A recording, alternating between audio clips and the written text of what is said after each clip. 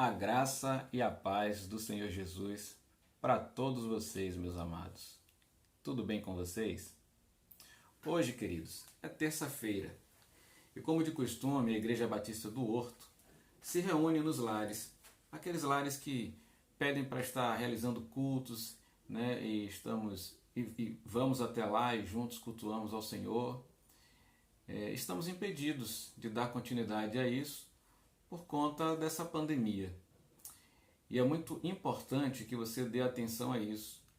Não somente no afastamento social, como também na importância de estar sempre lavando as mãos, usando álcool em gel. Na falta do álcool em gel, o sabão também é muito bom para proteger as suas mãos e eliminar todo o vírus que possa estar ali contido. O ideal é que as mãos sejam lavadas pelo menos 40 segundos e você possa lavar a ponta dos dedos, não esquecer das unhas, as costas e a palma da mão. É importante também você fazer uma lavagem sempre no rosto. Aqueles que usam barbas compridas, é importante também estar fazendo essa limpeza na barba. Mas aqui estamos, irmãos. E o nosso desejo e intenção é que você esteja nesse momento reunido na sua casa, junto com a sua família, aproveitando esse momento maravilhoso. Porque é muito bom nós podermos acordar e ter a certeza que tem alguém cuidando de nós e esse alguém é o nosso Deus. Sem muita delonga, eu queria aproveitar esse momento para ministrar a palavra do Senhor para a sua vida. E nesse dia eu quero falar um pouco sobre família. Qual o valor e a importância, né? Como tem sido o seu relacionamento com a sua família? O que você tem produzido como pai, como esposa? Qual é o exemplo que você tem dado aos seus filhos? Mas tem uma coisa bem interessante que eu fiquei me questionando hoje. Deus tinha planejado algo para o homem, mas houve um momento em que tudo isso foi desconsiderado. E a consequência dessa atitude gerou tudo isso que nós vivemos na nossa sociedade hoje. Por isso eu quero aproveitar esse momento para que você possa fazer uma reflexão sobre como está a sua família, como você tem agido e o que você pode fazer para mudar. Amém? Eu quero iniciar levando vocês a um texto que está lá em Gênesis, no capítulo 1. Nós vamos ler um pouco do capítulo 1, do capítulo 2, do capítulo 3 também. Faremos leitura de alguns textos e depois nós vamos estar falando um pouco sobre eles. Queria que você abrisse a sua Bíblia em Gênesis, capítulo 1. Vamos fazer uma leitura inicial do verso 27 até o verso 29. Logo em seguida nós vamos ler um pouco do capítulo 2 também, e depois o 3, como eu já havia dito. Fazendo uso agora do capítulo 1, eu quero que você abra a sua Bíblia aí. Vamos ler o verso 27, 28 e 29. Diz assim: Criou Deus o homem à sua imagem. A imagem de Deus o criou. Homem e mulher os criou. Deus os abençoou e lhes disse: Sejam férteis, multipliquem-se, encham e subjuguem a terra, dominem sobre os peixes do mar, sobre as aves do céu e sobre todos os animais que se movem pela terra. Disse Deus: Eis que dou a vocês todas as plantas que nascem em toda a terra e produzem sementes, e todas as árvores que dão frutos com sementes, elas servirão de alimento para vocês. É interessante perceber nesse texto, nesse capítulo 1 de Gênesis, em que faz um grande resumo ali sobre a criação, né, que vai desde o primeiro momento da criação, o primeiro dia, até o sexto dia. Isso está contido no capítulo 1. Nesse trecho aqui que nós lemos, Deus está dando um direcionamento ao homem e à mulher, e dizendo que todas as coisas foram feitas para que eles governassem, para que eles, né, subjugassem, né, e deu a eles autoridade sobre todas as coisas. No capítulo 2, o autor do texto resolve fazer um resumo a respeito da origem da humanidade. E eu vou ler apenas alguns trechos para nós podermos comentar sobre isso. No texto em que fala da origem da humanidade, quando você chega no verso 15, no verso 16 e 17, você vê Deus dando uma ordem ao homem. E ele diz assim, Gênesis capítulo 2, versos 16 e 17, diz: E o Senhor Deus ordenou ao homem o seguinte: coma livremente de qualquer árvore do jardim, mas não coma da árvore do conhecimento do bem e do mal, porque no dia em que dela comer, certamente morrerá. Você pode ler aí mesmo na sua casa que quando Deus deu essa ordem, a mulher ainda não existia. Ele deu essa ordem exclusivamente, nesse momento, para o homem. Se você continuar dando sequência a essa leitura, você vai perceber que só depois é que Deus ele cria a mulher, né, tirando de Adão uma costela. E depois disso, no verso 23, você vê Adão fazendo uma declaração a respeito da mulher. E ele diz assim: Disse então o homem: Esta sim é osso dos meus ossos e carne da minha carne. Ela será chamada mulher, porque do homem foi tirada. Adão faz uma declaração afirmando que ele compreende que a mulher, nascendo dele, fazia parte dele e era uma com ele. Mas logo depois, no verso 24, a Bíblia nos declara o que Deus fala a esse respeito desses dois. Diz o seguinte: Por essa razão, o homem deixará pai e mãe e se unirá à sua mulher, e eles se tornarão uma só carne. Graças a Deus. Seguindo no texto, quando você chega no capítulo 3, o autor agora nos faz perceber e entender como sucedeu a queda do homem. Se nós pularmos diretamente para o verso 6, nós vamos ver algo assim. Quando a mulher viu que a árvore parecia agradável ao paladar, era atraente aos olhos e, além disso, desejável para dela se obter discernimento, tomou do seu fruto, comeu e deu ao seu marido, que comeu também. Os olhos dos dois se abriram e perceberam que estavam nus. Então, juntaram folhas de figueira para cobrir-se. Ouvindo o homem e sua mulher os passos do Senhor Deus, que andava pelo jardim quando soprava a brisa do dia, esconderam-se da presença do Senhor Deus entre as árvores do jardim. Mas o Senhor Deus chamou o homem perguntando: Onde está você? E ele respondeu: Eu vi teus passos no jardim e fiquei com medo, porque estava nu. Por isso me escondi. E Deus perguntou: Quem disse que você estava nu? Você comeu do fruto da árvore do qual o proibi de comer? Disse o homem: Foi a mulher que me destes por companheira, que me deu do fruto da árvore e eu comi. O Senhor Deus perguntou então à mulher: Que foi que você fez? Respondeu a mulher: A serpente me enganou e eu comi. O que nós percebemos nesse texto é algo poderoso. Mas antes de falarmos um pouco sobre eles, eu quero que você feche seus olhos para orarmos ao Senhor, para que Ele nos dê todo o direcionamento. Senhor, nosso Deus e Pai, nós queremos nessa hora, Senhor, te pedir que abra, meu Deus, as vendas dos nossos olhos. Nos faça, Deus, perceber e entender a Tua palavra para que ela faça diferença em nossa vida. Ela, Senhor, serve para nós como manual. Que nós possamos ser edificados, lavados e purificados por ela. Que os nossos passos caminhem em direção à Tua luz, que é a Tua palavra, Pai. Dá-nos o direcionamento, a orientação certa. E mais do que isso, a motivação, Senhor, para fazer conforme a Tua vontade, o Teu querer, para que sejamos abençoados na tua presença. Pai, essa é a tua palavra, Senhor. Fala conosco, eu te peço, em nome de Jesus.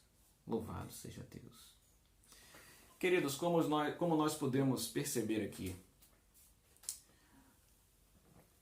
Deus criou todas as coisas e Ele fez com que tudo isso servisse para o homem e a mulher juntos. Deus não estabeleceu uma hierarquia antes da queda do homem. O homem e a mulher, era o interesse de Deus que o homem e a mulher tivessem todo o seu projeto de vida como um projeto só. Ele falou, tudo isso é para vocês. Ele disse, subjuguem, cuidem, dominem.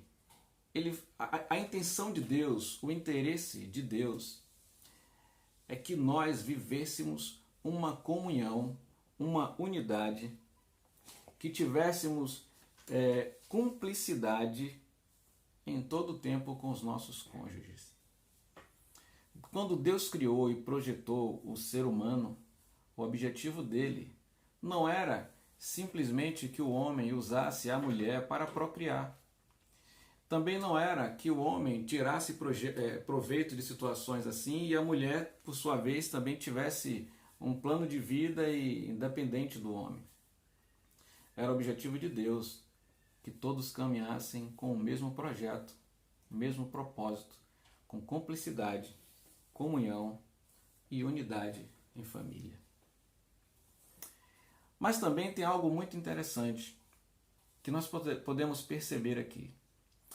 Antes que a mulher existisse, Deus havia dado uma ordem a Adão. Ele havia colocado uma árvore no jardim do conhecimento do bem e do mal. Adão já tinha conhecimento disso. Quando nós chegamos no capítulo 2, no capítulo 3, vemos a queda do homem e o texto, eu não quero entrar aqui no detalhe, a respeito da mulher ser enganada ou não. O texto diz, a partir do verso 6, que ela viu que o fruto era prazeroso, ele atraía com os olhos. Ela foi seduzida por esse fruto, desobedecendo a ordem do Senhor, foi lá e comeu. Eu já vi algumas pessoas ministrando a esse respeito e dizendo e questionando onde Adão estava na hora que Eva se permitiu desobedecer a Deus.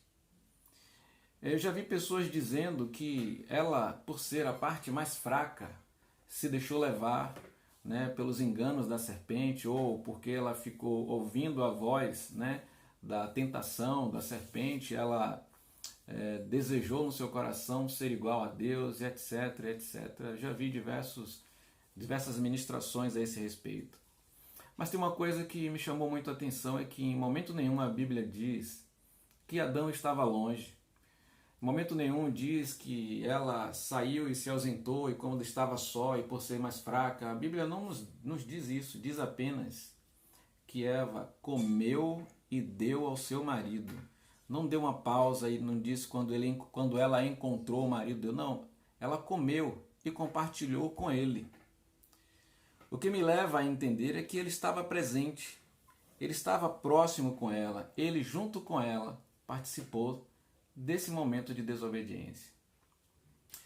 Quando ele desobedeceu, e agora havia uma responsabilidade maior sobre ele, e ele percebeu o que tinha feito, veio sobre ele a vergonha. Junto com a vergonha veio o medo. Junto com o medo, agora veio a busca de uma forma de encobrir o seu erro. A Bíblia diz que Deus tinha prazer de estar com o homem, tendo um relacionamento. E Adão, percebendo agora que estava nu e envergonhado, se cobriu. Eva também. E quando Deus procurou por ele agora tomou mais uma atitude. Adão poderia ter assumido a responsabilidade, poderia ter dito, Senhor, eu cometi um erro ao qual o Senhor tinha me dito para não fazer. Ele poderia ter tomado atitudes bem diferentes do que tomou, mas ele preferiu se esconder. E quando Deus apareceu diante dele e perguntou por que ele estava se escondendo, ele fez o seguinte: ele transferiu a culpa dele para outra pessoa. No caso, ele disse que a mulher que Deus tinha criado, a mulher que Deus tinha feito, pegou do fruto e deu a ele. Eu fiquei pensando, quando Maria, a mãe de Jesus, apareceu grávida, ela ainda não tinha se casado com José. A atitude de José, mesmo triste, mesmo preocupado com tudo aquilo, a atitude de José foi esconder Maria para que ninguém, vendo que ela estava grávida e ainda não tinha casado com ele, não a apedrejasse. Mesmo sofrendo a dor, se sentindo mal por aquilo, tendo talvez maus pensamentos a respeito da Maria, ele em amor preferiu escondê-la para que ela não sofresse o agravo. Adão tomou uma atitude completamente diferente. Ele simplesmente transferiu a responsabilidade para Deus e para Eva. O resultado do pecado de Adão e Eva foi simplesmente vergonha, ocultação, transferência de responsabilidade, acusação, quebra de comunhão com Deus e com a sua esposa, quebra da unidade e da cumplicidade que deveria existir entre os dois e, acima de tudo, um exemplo, um mau testemunho tão grande que repercutiu na vida de Eva, que por sua vez, ao invés de assumir também a responsabilidade de confessar o erro, imitando a Adão, ela lançou a culpa agora sobre a serpente. A destruição da humanidade começou aí. O caráter do homem foi destruído nesse momento. A partir daí, toda a educação que nós tivemos foi baseado nesse tipo de educação.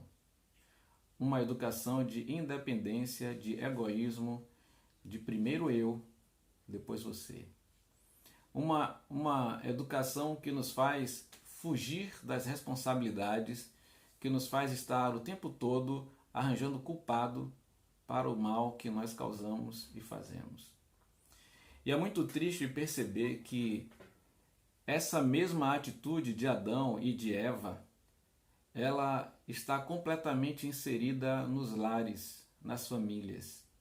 O propósito de Deus é que sejamos um com os nossos cônjuges, que tenhamos os mesmos planos e projetos, que possamos caminhar com o mesmo direcionamento e visão, que sejamos cúmplices uns dos outros. Mas o que vemos hoje em dia é justamente o que vimos ali com Adão e Eva. Hoje muitos pais reclamam das suas esposas dizendo que os filhos estão nas drogas porque a mulher não deu a educação necessária. Muitas mulheres acusam seus maridos, seus cônjuges, seus esposos, dizendo que eles não deram a atenção devida aos filhos. Ficam empurrando a culpa e a responsabilidade uns para os outros, mas não assumem, de fato, o seu papel.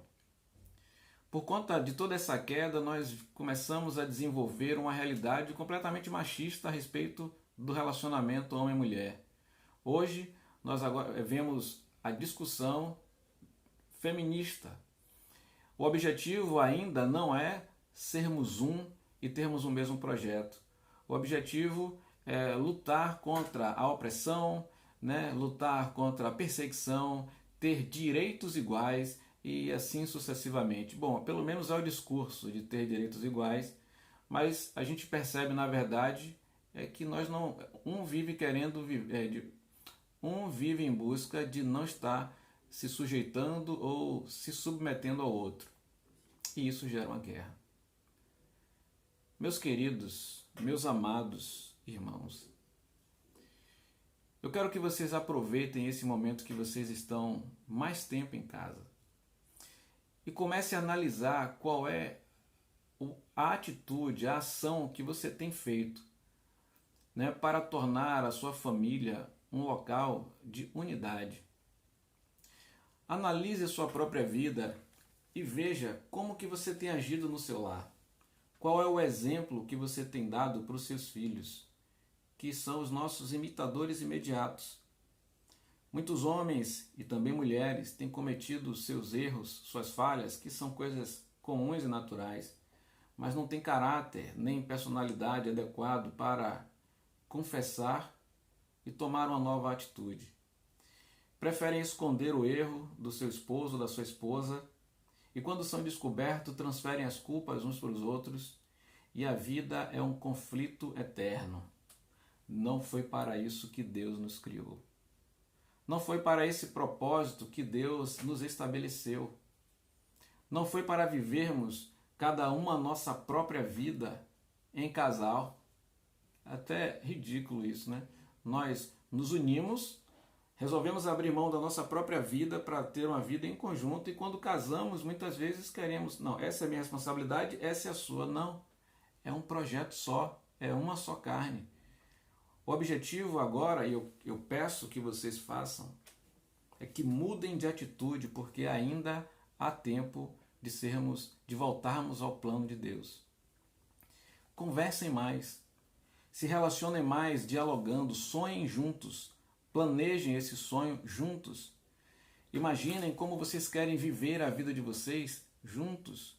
O que é que está impedindo que vocês cresçam, seja financeiramente, seja conjugalmente, não sei, em qualidade de vida ou em vida com Deus.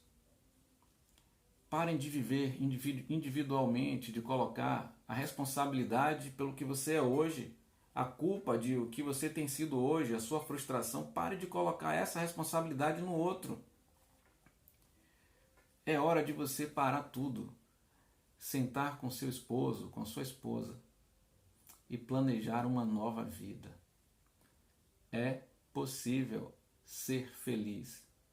É possível voltar aos planos originais do Senhor. É possível, sim. A palavra do Senhor nos garante isso.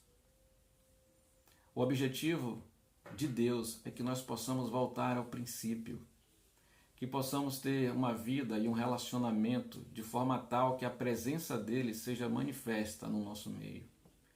É fundamental que você pegue o seu esposo, a sua esposa, os seus filhos e se reúnam para prestar culto de adoração a Deus e aprender a respeito dele e da vontade que ele tem para as nossas vidas. Você só tem condições de atingir isso se você buscar no seu cônjuge a unidade, a cumplicidade e a comunhão. Chega de tanta luta. Chega de tantas acusações. Os erros que foram cometidos, eles precisam ficar para trás. Os pecados cometidos, eles precisam ser confessados e vocês precisam caminhar em direção a Cristo Jesus. Não abra mão de ter uma vida digna.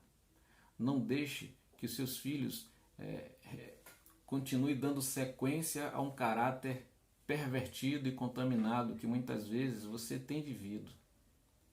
É hora de confessar, é hora de conversar, é hora de compartilhar, é hora de perdoar, é hora de mudar de atitude, é hora de sonhar juntos, é hora de planejar juntos, é hora de viver a unidade no relacionamento conjugal. Quando vocês começarem a viver isso, os seus filhos verão isso e eles vão aprender isso de vocês e vão repercutir isso na família que eles terão no futuro. E os filhos deles também, e os outros também. E nós vamos criar uma nova linha,